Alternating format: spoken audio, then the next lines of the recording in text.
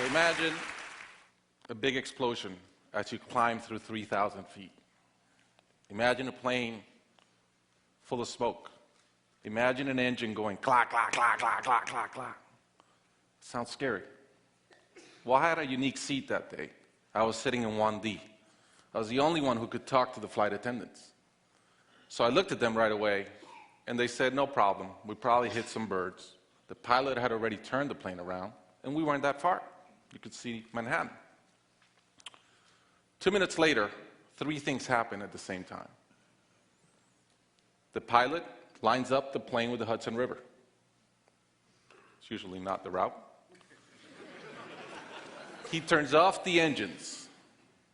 Now imagine being on a plane with no sound. And then he says 3 words, as unemotional 3 words as I've ever heard.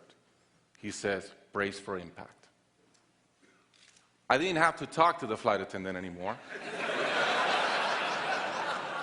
I could see in her eyes, it was terror. Life was over. And I want to share with you 3 things I learned about myself that day.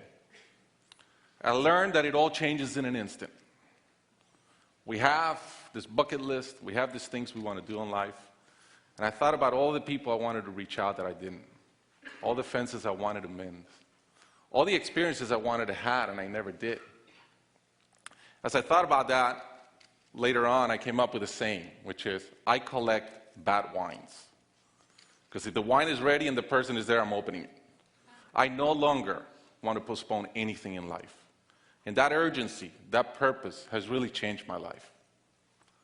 The second thing I learned that day, and this is as we clear the George Washington Bridge, which was by not a lot, I thought about, wow, I really feel one real regret. I've lived a good life.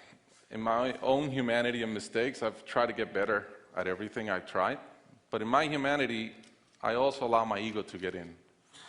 And I regretted the time I wasted in things that did not matter with people that matter. And I thought about my relationship with my wife, with my friends, with people. And after, as I reflected on that, I decided to eliminate negative energy from my life. It's not perfect. It's a lot better. I've not had a fight with my wife in 2 years. It feels great. I'm no longer trying to be right. I choose to be happy. The third thing I learned, and this is as your mental clock starts going 15, 14, 13, you can see the water coming. I'm saying, please blow up. Right? I don't want this thing to break in 20 pieces like you've seen in those documentaries.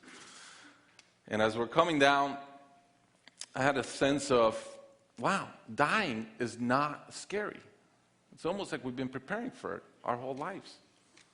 But it was very sad. I didn't want to go. I love my life. And that sadness really framed in one thought, which is, I only wish for one thing. I only wish I could see my kids grow up. About a month later, I was in a performance by my daughter, first grader, not much artistic talent, yet. And I'm bawling, I'm crying like a little kid. And it made all the sense in the world to me. I realized at that point, by connecting those 2 dots, that the only thing that matters in my life is being a great dad. Above all, the only goal I have in life is to be a good dad. I was given the gift of a miracle, of not dying that day. I was given another gift, which was to be able to see into the future and come back and live differently. I challenge you guys that are flying today. Imagine the same thing happens on your plane, and please don't. But imagine, and how would you change? What would you get done that you're waiting to get done because you think you'll be here forever? How would you change your relationships and the negative energy in them? And more than anything, are you being the best parent you can? Thank you.